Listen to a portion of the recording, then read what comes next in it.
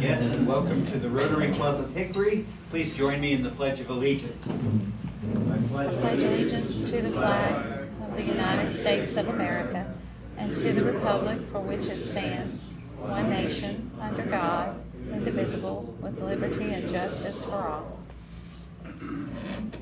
I'm going to try this.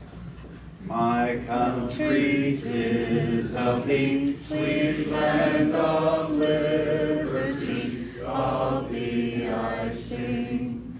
Land where my fathers died, land of the pilgrim's pride, from every mountainside, let freedom ring. Thomas Griffiths has our invocation. Let us pray. Gracious God, we give you thanks this day for John's voice, for his leadership in this song that embraces and embodies every aspect of our thinking, our doing, our way of living. We're grateful for this land and the freedoms we enjoy, and yearn only for others to enjoy and embrace and live out these same freedoms. We give you thanks for all people, everywhere, and all times, for you created all. You gave each one of us the spark of life. Continue to plant within us a yearning, not simply to serve as a way of checking something off, but as a way of serving to bring life and hope and aspiration to those we serve. Bless the meal that we are about to enjoy or presently are enjoying. Hear our thanksgiving for those who prepared it and who serve it. Amen. Amen. Tony, who are our visiting Rotarians today? Lloyd, welcome. And do we have guests of Rotarians in the dining room to my left? All right. Here in the center, Ellen, you just want someone to introduce. This is Peggy Nemitz, who is a Human Resources Manager at CommScope, and she is a potential new member. Welcome, Peggy. Anyone else down this row? All right. Here to my right, any guests of Rotarians? No. All the usual suspects. Okay. Let's see. Moving on then, Mark Seaman has information for us about Rotarian Idol. Thank you, John. Sorry about that. I didn't know it was going to be this quick. First off, I would like to congratulate Sandy's here. I don't see Lynn, but Sandy and Lynn for doing another outstanding job with Rotarian Idol. I know there's a lot of folks that helped them, and I don't want to start mentioning names because I know I'll leave somebody out. But you know, the committee chairs and everybody else that participated, you know who you are. So thank you very much, and we really appreciate the hard work that those two ladies put in. Looks like we are going to be, at least the net is going to be our highest total ever. So we're still getting in our expenses. It looks like it's potentially going to be our biggest fundraiser that we've had since we've been doing Idol. So that's great. And we've got a bottle here. If you may remember, it was supposed to be for whoever brought the most people to the social. Well, apparently nobody wanted to actually admit that they were interested in it, so nobody brought more than one.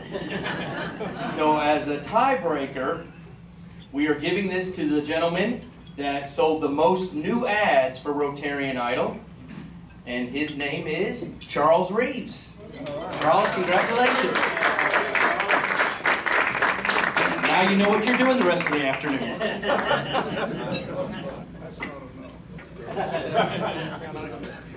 Okay. And then, since I have the mic, I wanted to mention we do have our Rotary picnic at the ballpark coming up 2 weeks from today, the 27th. And I do have tickets available. Normal price, picnic price is $18, but for Rotarians it's only $12. Includes your ticket to get in the game, as well as an all-you-can-eat buffet. So if you're interested, I do have some tickets today, and we can get you taken care of. Those games are going to go quick. We're playing the Columbia Fireflies, and if some of you don't know, that's the team Tim Tebow plays for. So it'll be a great opportunity to come out and watch our guys hopefully at least get him out, if not strike him out. So it'd be neat to see them take care of him. So just let me know afterwards if you'd like to get those tickets. Thanks, John.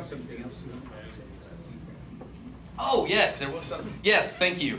On Rotarian Idol, on behalf of the board, I stepped out to use the restroom and got elected to collect feedback on Rotarian Idol. Whether that's good, negative, whatever, positive, we want to know from the membership, is this something that we want to continue? If anybody has any ideas on ways to make Idol better, or if there's another fundraiser that you think that we can do to raise that kind of money, we are all ears, and we want to hear from the membership, so please let me know. You're welcome to email me, you can call me, slip me a piece of paper without your name on it if you don't want me to know who you are, whatever it is, but we want feedback from the membership. So please let me know your thoughts, and that's something, if we are going to change, we need to get on pretty quickly. So, thanks, Joe.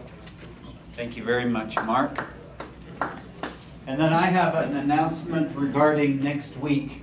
We will be having our regularly scheduled meeting at lunchtime next Thursday, April 20th. We were going to go gardening, and I know people are disappointed that we're not doing that.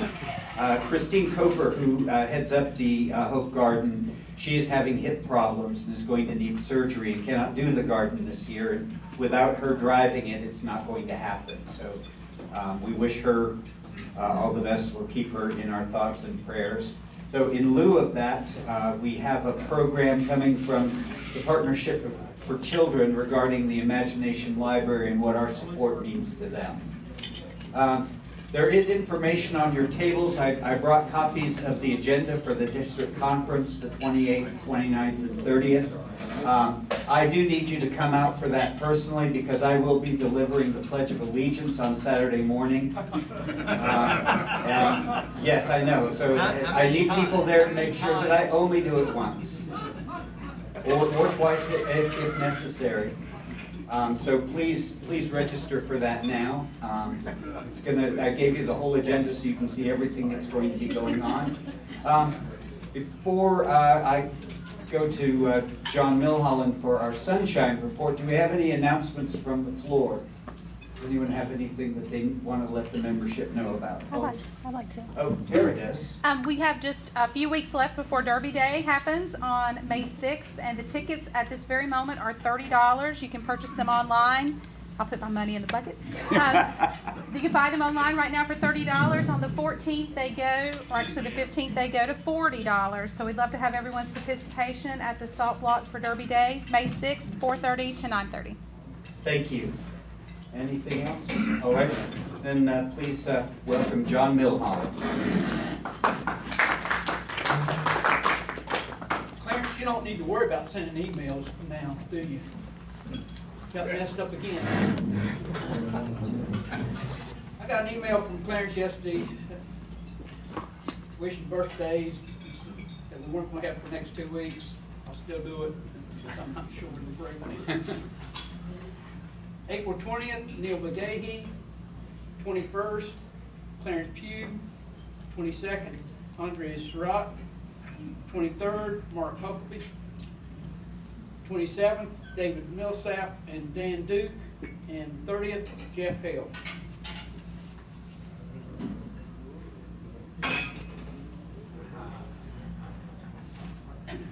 My 5-year-old son squealed with delight when he opened his birthday present from his grandmother. It was a water pistol. He promptly ran to the sink and filled it. "Mom," I said, "I'm surprised at you. Don't you remember how you used to drive, we used to drive you crazy with water pistols?" My mom said, "Yes, I remember." Husband walks into a room. "Wow, honey, you look really different today. Did you do something with your hair?" "Why, Michael, I'm over here." Oh, come on. And you want to be a new member. Before moving on to our program, I just want to call your attention to two things. Caroline Collins, who, as you might remember, came and sang at our club and then was second place and audience favorite at Rotarian Idol, sent me this very nice card. "Dear Mr. Rambo, Please express my gratitude to the Rotary Club members for all you do for the community. I am honored that I got to compete in Rotarian Idol and humbled that I placed. Additionally, I'd like to thank you all for letting me speak and sing at your career day luncheon. It was truly a pleasure. Sincerely, Caroline Collins. Then also, Philip Reed brought this to my attention. There's a community wellness block party coming up on May the 6th, but really that wasn't what I meant to announce. It's in partnership with Plush Cuts Barbershop, which, if you don't know, is our one of our newer members, David Williams' business. So thank you for your support of the community, David. And now, without further ado, then please give a rousing welcome to Mr. Charles Young, who has our program today.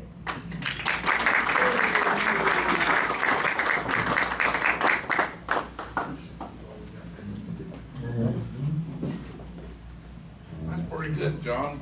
They usually don't clap for me. This year's the 25th season of the Hickory Crawdads. It's amazing. And for me, 25 years ago, I thought I knew a little bit about baseball, and after 25 years of listening to the pros like Spike Owen and others talk baseball, I've learned that I don't know squirt about baseball. And Charles, get the mic close. huh? Get the mic close. I can't hear you.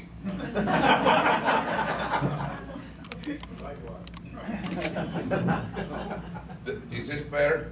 Yes. The baseball's a very complicated game, and I just started a new book called The Cubs Way, and the whole first chapter, about 30 pages, is what was going through the manager of the Cubs' mind just before the 7th game of the World Series last fall.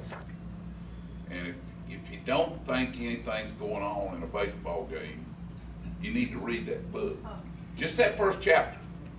Because what these pros see happening is incredible to me.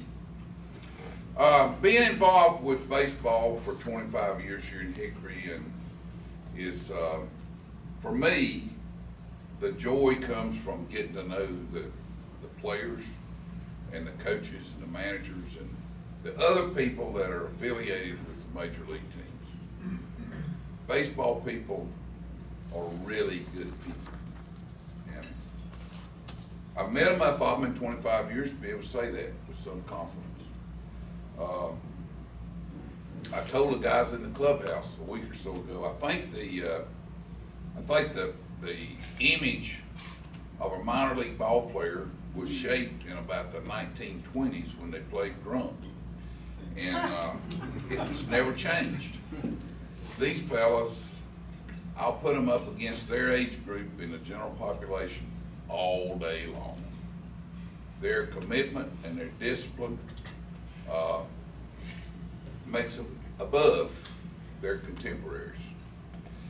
So it's been a pleasure for me to meet the people, and I've gotten some satisfaction out of performing this community service of having the baseball team here in town, because we don't make much, but we have been blessed for 9 years with Mark Seaman being the general manager, and I don't know, it's about 85% fun before Mark got here, and that's about 93.5. I love to travel with Mark because he tells me to go to gate 32, and he's got my ticket, he tells me where we're going, he's got the hotels taken care of, so it's that, and it's kind of the way he handles the ball team, so it's, thank you for that.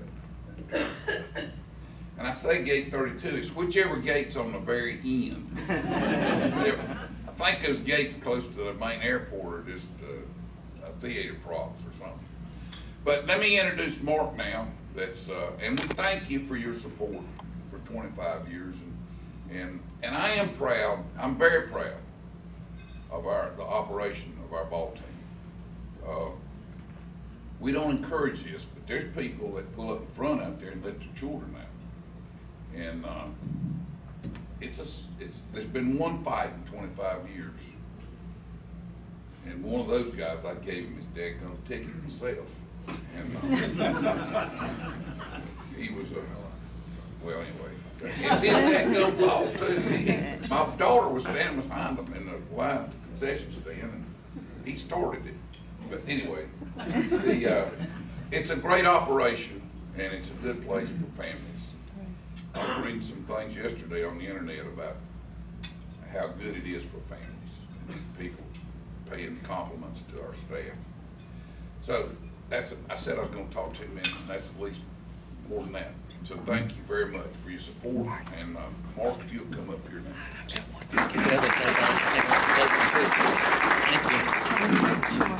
Thank you, Charles. I'm gonna get right into it with the guys. You guys have heard me talk way too much already. So we're gonna ask questions. If you have any questions, feel free to chime in at any point. But I'm gonna ask them questions, and we'll just pass the mic around, and we'll go that way about it. So first off, if you guys could give your name and your positions. My name is Sal Mendez. I'm from Weehawken, New Jersey, and I'm a left-handed pitcher. Hi, I'm Tyler Phillips. I'm from Lumberton, New Jersey. I'm a right-handed pitcher. I am Shaquille Mata. I'm from Puerto Rico and catcher.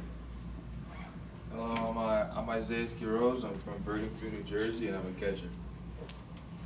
I'm Spike Owen, manager from Austin, Texas. How did you guys come to become members of the Rangers? To be honest, I think I got pretty lucky. I wound up getting a little hurt before the draft, but I got drafted in the 40th round of the 2013 draft class. So. I was about 14 or 15 when a Ranger scout saw me and followed me ever since. I had a good high school season, and I was drafted in the 16th round out of high school.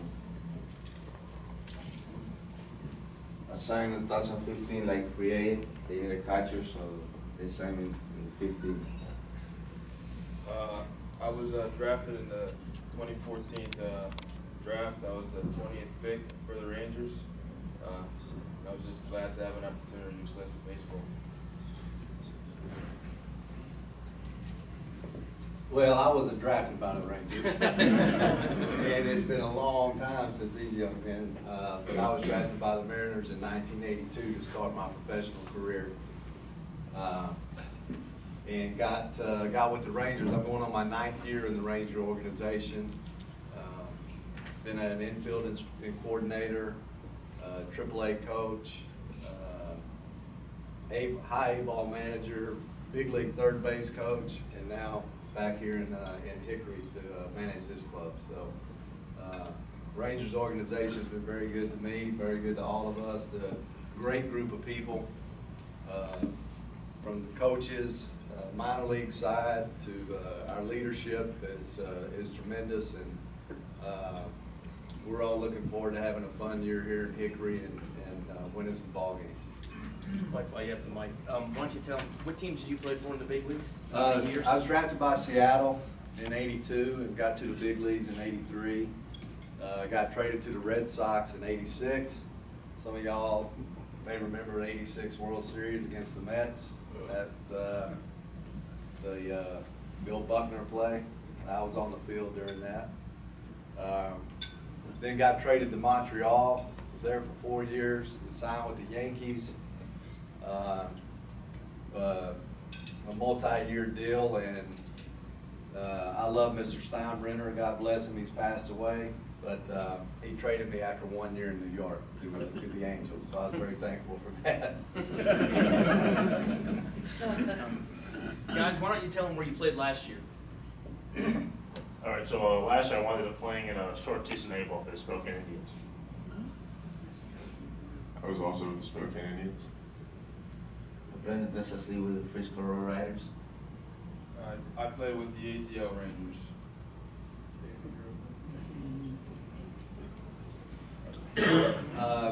You guys have any questions? Yes.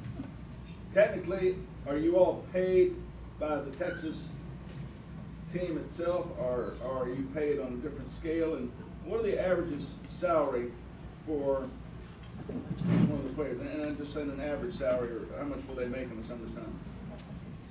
Well, I can't answer that. I know what I make. I'm not telling you.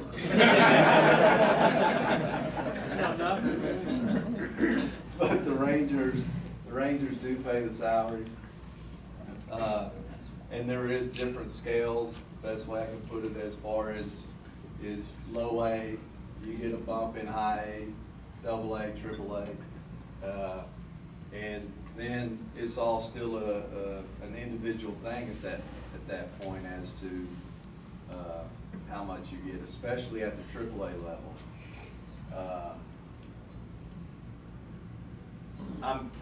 I was a player, so I pulled for the players. I want to make as much money as they can. AAA now is gotten to a point because it's like the second line of defense, you know, and it always has been. But if somebody goes down in the big leagues, most of the time they're pulling from their AAA club, sometimes AA club. But there's some guys on some minor league contracts in AAA that are making really good money, from six figures. They've even been guys that made 7 figures in AAA. So that's higher than what was expected. Yeah, and that's not the norm. That's not everybody at all.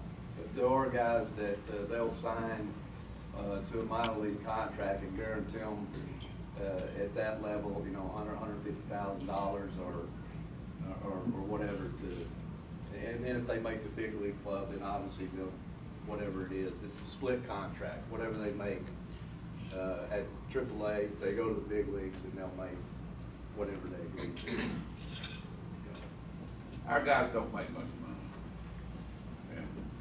And some of them have gotten a bonus, of course that helps. But, there's not, for business staff or on the playing field, there's not a lot of money in low A baseball. Y'all agree with that, wouldn't you? Yes, sir. Do you think Tim Tebow has got enough talent to make it? That's it. We played the last 3 nights, his team. Is he gonna make it to the Rangers, you think? No chance. You heard it here. What do you really mean, Spike? You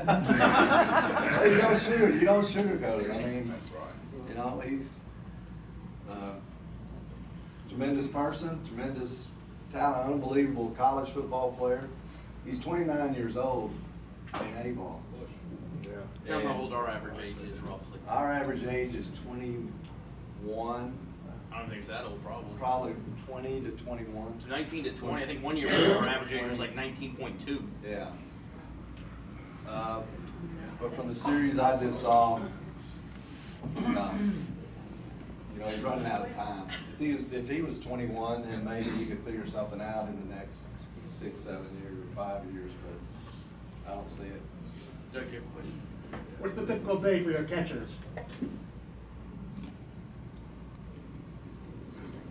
Are we talking spring training or during the season? During the season. All right, during the season, here we go. Well, today I have extra work.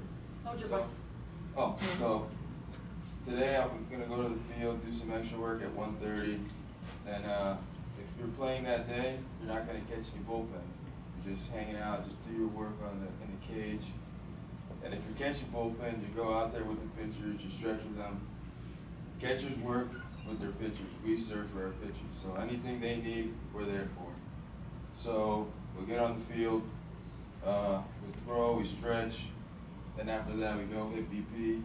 Then we come back if you're starting that day, then you have a 6 o'clock meeting. If it's a 7 o'clock game, you have a 6 o'clock meeting with your pitching coach and your pitcher. Then after that, you're gonna go out 6:20, go do your routine. Then after that, you're gonna go play catch with your pitcher.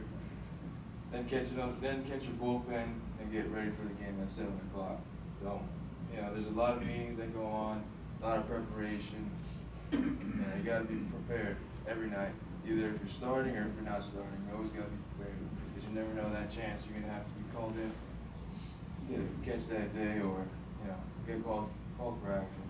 So what time to get to the ballpark? About 1? Yeah, I get there at maybe like 12:30, 1 o'clock. I like to be early, so I have my stuff set. I don't have to be rushing.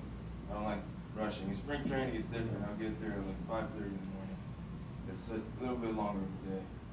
And then you get home at what time on a game day? It depends. So if the game's done at 10, then I'll probably get home at like 12 o'clock. And we play 140 games in 152 days. So when he said if there's a game that day, there pretty much is a game that day. Somebody else? Doug, is that what you were looking for? If I got a follow-up, what's the spring training day like? Well, that's a little different. So this year we actually had it pretty easy because this year we got to the field at 7:15, stretch. Well, catchers got there at 7:15 to do some yoga. No, you actually got. What time did you actually have to get to the ballpark? I got to the field at 6:30. Last spring training, it'd be like 5:30 because we had 6 o'clock yoga. Thank God we didn't have that this year. So I get to the field at 6:30, 7:15. Catchers every day had something in the weight room. Then after that, we go out and stretch at, I believe it was 9 this year. Then after we stretched, we had bullpens. So in spring training, each catcher maybe had 2 or 3 bullpens a day. And then after that, we go to our fields. We do some machine work, some cage work also. Then we come back, and we have to go do some catching stuff. All the catchers come back to the bullpen. We all do our individual stuff, like do our receiving that day, or throw to the bases, or block. And then after that, we come and hit BP. And if we have a game that day, we either go on the bus at 11, or we stay home. We go inside, come back down, get ready for the game. The game starts at 1? Yeah, and spring training games start at 1 every day. Then you get done at 4, leave the field, yeah, 5 o'clock? 4 o'clock, I leave the field, maybe like it's 5:30, get back to the hotel, just relax. How many off days do you guys get during spring training? 1. And 4 months. Clarence, you have a question? I'm impressed with your uniforms. They look good. Thank you. Who designed those? And the second question I have is, our North Carolina boy, Josh Hamilton, is still with the Rangers, is that right? Yes, he is. How's his situation? We actually used, when we did the rebranding on the uniforms and our logos before last season, we used a company that specializes with minor league teams, and they did a rebranding with we kind of obviously kept the Crawdads, but changed up some of our logos a little bit, and they came up with the font and different things. So that's a local decision? Yes. So Charlie signed off on these uniforms? Yes. Charles actually did it, and he just didn't want credit for it, so that's why I had to make up somebody from out of town. Anything I can do to help. You sew really well. Unfortunately, I don't know the answer on Josh. I do know, as you may be aware of, that he had another surgery on his knee. So, that thing's giving him problems. I think this is his 3rd surgery on that same knee. So we're just waiting to see how the rehab process goes and how he comes through that. That would be my guess, but I don't know anything about his return or how he's doing right now. Speaking of major leaguers real quick, we've had 152 players have come through Hickory and have played in the major leagues over the 24 years. And right now, and I don't know the exact count, but I'm going to say there's probably 10 to 12 guys on the Texas Rangers roster that played in Hickory. In fact, one of the guys that had a good performance last night, Leclerc, played here in 2013, not that long ago. Claudio pitched last night, but he gave up a double. But so a lot of guys, a lot of Rangers come through. There's probably maybe about half the 40-man roster might be guys that have played in Hickory. Yes. Spike, or maybe this one's for Mark, but I went with family last year, and twice we sat with a lot of the parents of the players because the players are so young in that section. And they were talking about how supportive the community is here, especially for players that are maybe, you know, new to North Carolina, new to the country even, but getting them places, helping them find apartments, all that. Explain a little bit about that, Mark, about how good Hickory, the support is for the team. Well, Hickory's been great. Charles touched on it during when he was talking. Hickory has been great to the team and the Crawdads, obviously, long before I got here. Been very supportive. Just probably 4 or 5 years ago, some fans actually started this on their own. It's called the Crawdad Connection. And families will adopt a player, so to speak. They don't actually live with them, but they're there to just help them if they need to run to the grocery store. A lot of the guys don't have cars. They'll run to the grocery store. If they choose, because they have so few off days. The off day is very precious to them, as you can understand. But if the player wants, the families will invite them to come over, you know, for dinner or lunch or whatever on their off days. Just help them feel more at home, somebody they can rely on. I know some of the families have actually went and picked up girlfriends from the airport and things like that. So that Crawdad Connection and it has nothing to do with, teams cannot take credit for it. They do that on their own, and they're really good about it. What's that lady's name? The lady that actually started is Carrie Kennedy. The lady that runs it now is Candy Mashburn. Michael, do you have a question? Yeah, I'm just curious. You know, the whole idea is to try to get them to the Texas Rangers or get them to Major Leagues anyway. How does their progress and performance get reported up? Is that coach's function, or is that scouts? Or is Charlie doing it? How tall are you? 6'1". They fill out about your height and paperwork every night after the game. Oh, do they? Okay. And you can speak to that, Spike. But they do. I'm sorry. Oh, really? Well, they're you know, in the meeting I had to start, they're obviously responsible for their own careers, and these young men, as far as my team, we've been a week into it now, and I see their work ethic and what they're doing and what they're striving to be, and that's a major leaguer. We're there to help guide that process through our experiences, just like any of y'all in your work field who have experience in bringing somebody along. So we have I had to fill out a manager's report every night after the game. Our hitting coach has a hitting report, the pitching coach a pitching report, but it's all done by computer now. So you sit down and it's got the stuff in front of you, and you make comments or write whatever and push a button and it goes wherever it goes. You know? So whoever's looking at it, I don't know. I mean, I know that obviously the top, the brass and everybody up top. I don't know if all the scouts in the system get it. They probably do. Yeah, so there's stuff, but those reports don't determine their success of where they're going. That's just on a particular game night. It's a very, very, very tough game. It's physically demanding. It's mentally grinding. It's 140 games. And as you all know, they're only human. We're only human. And some nights you're going to be good, and some nights you're going to stink. And that's from a team-wise to an individual to whatever. That's just the way the game is. It's too hard of a game. It's hard to hit a 90-mile-an-hour fastball. It's hard to hit a 98-mile-an-hour fastball. It's hard to hit your spot every single time when you're a pitcher. And they miss in the big leagues. That's what these guys will understand. They miss in the big leagues. But also good hitters miss pitches right down the middle of the big leagues. Not as often, they're more consistent. So that's why they're there. So, with that said, the reports are from a game to game to see what went on that game. And then if you start seeing some repetitive stuff, like going, well, you know, he's late, he's this, he's that, as far as at the plate of the staff, then, you know, now we always have things to work on. You know, myself included. So, it's just a work in progress.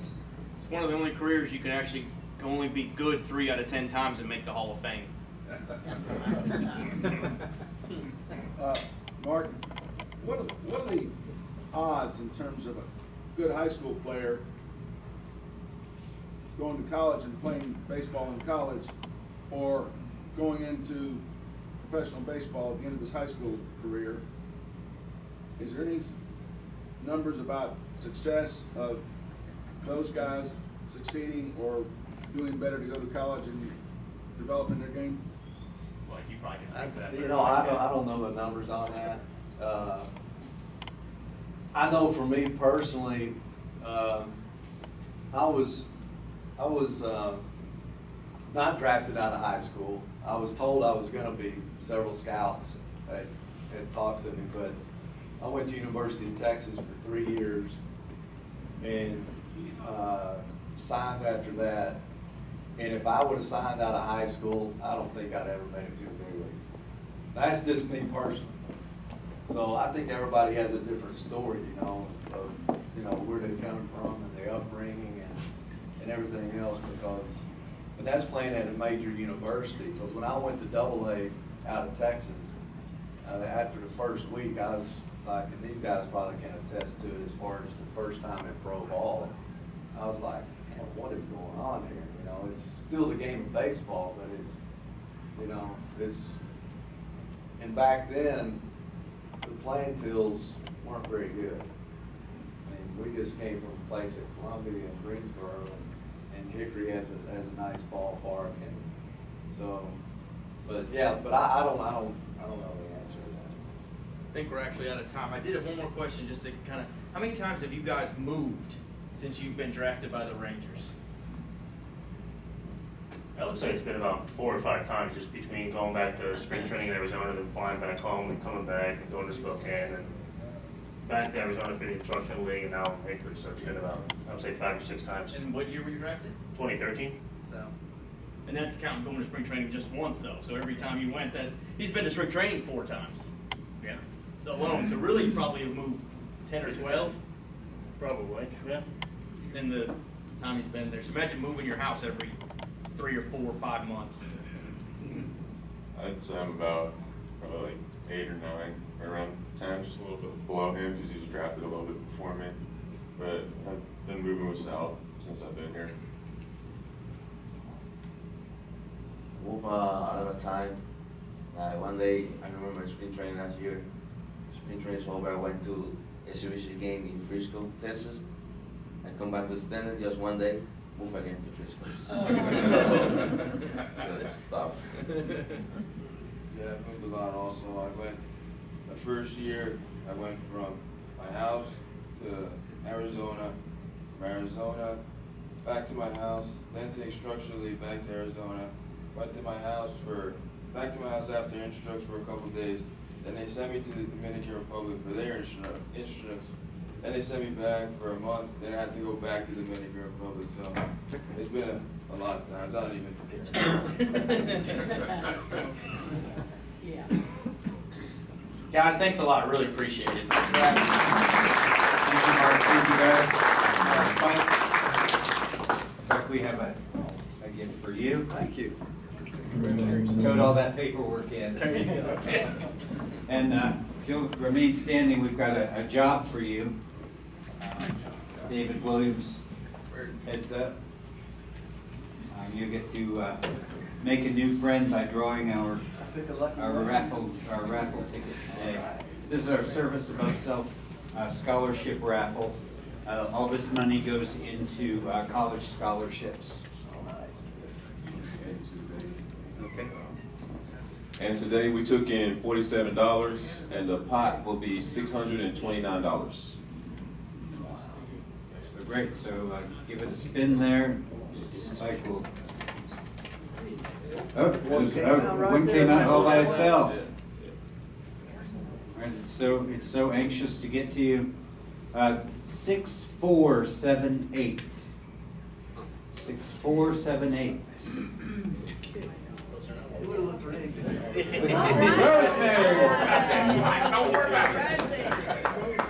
Come on down. Oh, actually, we gotta go over here, because that's where the cards are. Hold on, I gotta turn around. And it is a match, so, pick a card, any card. What do- King of Spades. Oh, so close. How about a free lunch for you? Thank you very much. All right. We need to have a membership committee meeting after this meeting. All right, the membership committee will be meeting after this meeting for 3 minutes. So please, probably back over here again, but just find Linda for that meeting. There are red buckets on your table today, but those are for CART, not for Salvation Army. The CART buckets have not returned yet from Lenore Ryan, so those are CART buckets, so please drop in your spare change, folding money, fine jewelry, etc. for our Alzheimer's research. I want to thank Floyd Lucas for visiting us today, and Peggy for coming as well, and for her CART donation. So and now, let us please close with the four-way test. Of the things we think, say, and do, is it the truth? Is it fair to all concerned? Will it build goodwill and better friendships? Will it be beneficial to all concerned?